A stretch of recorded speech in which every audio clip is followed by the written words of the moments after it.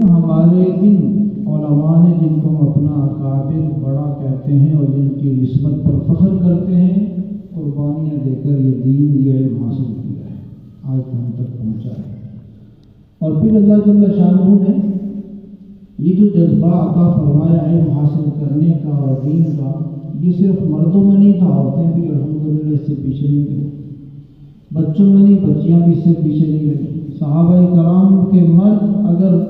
تعلیم میں، خدمت میں، فرما برداری میں، عبادت میں آگے تھے تو عورتیں ان سے بھی آگے نظر آتی تھیں،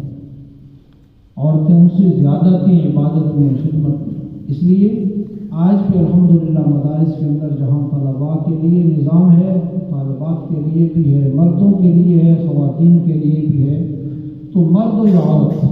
جو محنت کرے گا، جو ادب کرے گا، جو اللہ کی رضا کے لیے گھر سے نکلے گا،